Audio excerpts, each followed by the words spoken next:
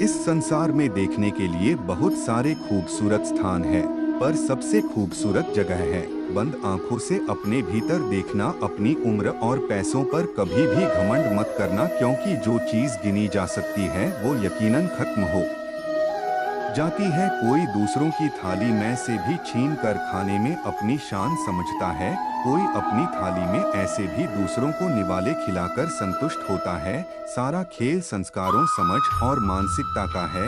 लेकिन एक बात तो तय है कि छीन कर खाने वालों का कभी पेट नहीं भरता और बांट कर खाने वाले कभी भूखा नहीं रहते। तुम अपने क्रोध के लिए दंड नहीं पाओगे, तुम्हारा क्रोध खुद ही तुम्हें दंडित करेगा। जिंदगी भर कितना भी धन कर लो, पर मरने के बाद शोक पत्रिका में निधन ही लिखा जाएगा। कड़वा है पर सच यही है, जिसने अपने आप को वश में कर लिया है, उसकी जीत को देवता भी हार में नहीं बदल सकते। रात भर गहरी नींद आना इतना आसान नहीं है, उसके लिए दिन भर ईमानदारी से जीना पड़ता है। अंधेरे में छाया, बुढ़ापे में काया और अंतिम समय में माया किसी का साथ नहीं देते। यदि किसी भूल के कारण कल का दिन व्यर्थ में बीता तो उसे याद कर आज का दिन व्यर्थ ना करें। अहंकार चाहे किसी भी चीज का हो, सर्वनाश करके ही छोड़ता है। तुम कब सही थे इसे कोई याद नहीं रखता, तुम कब गलत थे इसे कोई नहीं भूलता। मित्र गरीब है या अमीर मायने नहीं रखता, बल्कि वो आपके बुरे समय में आपका साथ कितना देता है यह मायने रखता है। समय कभी नहीं रुकता, आज यदि बुरा चल रहा है तो कल अवश्य अच्छा आएगा। आप केवल निस्वार्थ भाव से कर्म कीजिए और वही आपके हाथ में है। लोग अपने शरीर को सुंदर बनाने में लगे रहते हैं, पर आत्मा की सुंदरता शरीर की सुंदरता से कहीं ज्यादा महत्वपूर्ण है। शरीर तो नश्वर है, मिट्टी ही तो है, तो मिट्टी में ही मिल जाता है, पर आत्मा अमर है। इसलिए आत्मा की सुंदरता पर ध्यान दो। आत्मा की सुंदरता अपने को श्री कृष्ण में लीन करने में मिलती है। कामयाबी तक जाने वाले रास्ते सीधे नहीं होते, कामयाबी मिलने पर सभी रास्ते सीधे हो जाते हैं।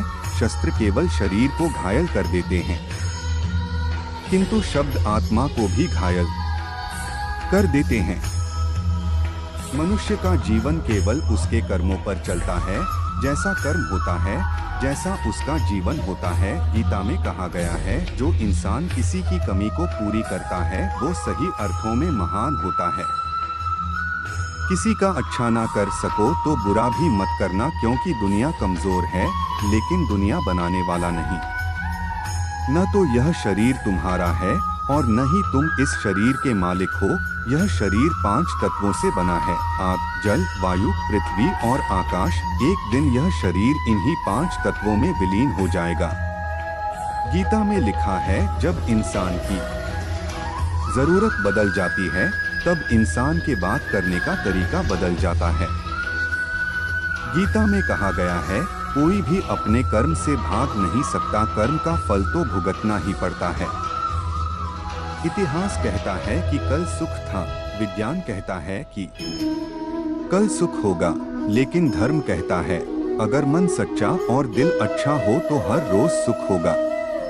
ज्यादा खुश होने पर और ज्यादा दुखी होने पर निर्णय नहीं लेना चाहिए, क्योंकि यह दोनों परिस्थितियां आपको सही निर्णय नहीं लेने देती हैं।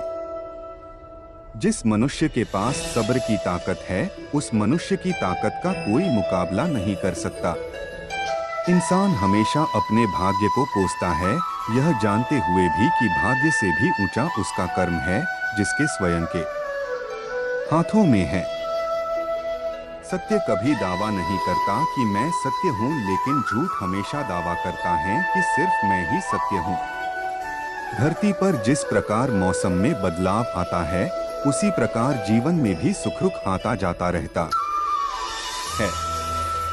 अच्छे कर्म करने के बावजूद भी लोग केवल आपकी बुराइयां ही याद रखेंगे, इसलिए लोग क्या कहते हैं इस पर ध्यान मत दो, तुम अपना कर्म करते रहो।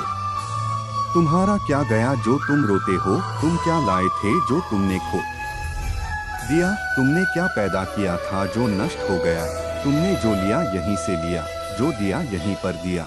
जो आज तुम्हारा है कल किसी और का होगा, क्योंकि परिवर्तन ही संसार का नियम है। परिवर्तन ही संसार का नियम है। एक पल में हम करोड़ों के मालिक हो जाते हैं और दूसरे पल ही हमें लगता है कि हमारे पास कुछ भी नहीं है। जिस तरह प्रकाश की ज्योति अंधेरे में चमकती है, ठीक उसी प्रकार सत्य भी चमकता है।